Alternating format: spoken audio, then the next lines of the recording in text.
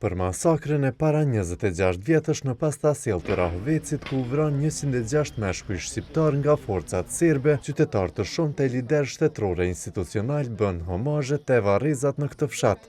Në ceremoninë përkujtimore të mbajtur te varrezat e fshatit, Ministrja e Drejtësisë Albulena Haxhiu tha se masakra si ajo e Pastasjellës janë dëshmi e një strategjie gjenocidale të planifikuar nga Serbia. Ajo që e bën këtë masakër një nga më të tmerrshmet në Kosovë është brutaliteti dhe metoda njerëzore të përdorura nga forcat serbe.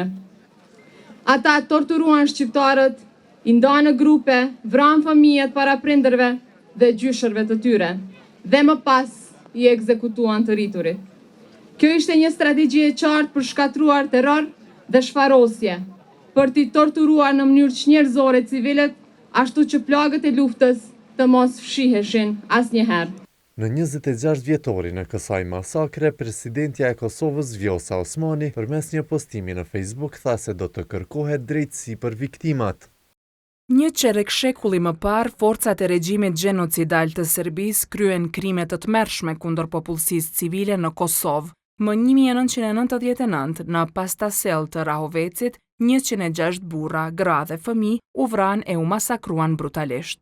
E njëjta valë dhune vazhdoi në Burem të Malishevës, ku 42 civil të pafajshëm u ekzekutuan pa mëshirë.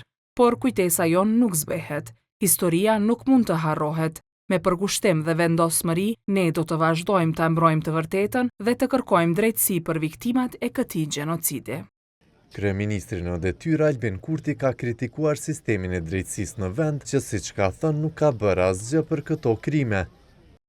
Këto masakra kanë dëshmitar e dëshmi të cilat do të duhej kthyer në dosje provash për aktakuza e dënime për krime lufte nga prokuroria dhe sistemi i drejtësisë në Kosovë, që janë shumë pasiv krahasuar me kushtet e përmirësuara, pagat e larta dhe dyfishimin e hetuesve që kemi bërë. Dëshmit e të gjitha krimeve të luftës së fundit, krimeve kundër njerëzimit dhe gjenocidit të Serbisë në Kosovë, po mlidhen nga Instituti për krimet e kryera gjatë luftës në Kosovë. Ky është një nga obligimet e shumta që po përmbushet ndaj kujtimeve tona si popull dhe kërkesës për drejtësi. E kryetari i komunës së Rahovecit, Smajl Atifi, tha se masakra e Pastasjellës ka përmasa gjenocidale. Kjo ishte një masakre dhëmshme për të gjallët dhe mesazh për ndërkombëtarët, se krimi në Pastasjell ka vërtet përmasa të gjenocidit. Plagët e Kosovës edhe pas 26 vjetësh ende kulojnë gjak. Më 31 mars të vitit 1999, forcat serbe u futën në fshatin Pastasjell, në të cilin të strehuar ishin edhe banor të fshatrave të tjerë.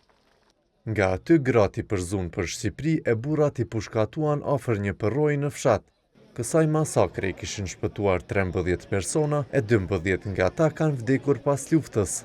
Deri më tash nuk ka asnjë të dënuar nga institucionet e Kosovës për këtë masakër, madje nuk ka nisur asnjë gjykim lidhur me këto ngjarje.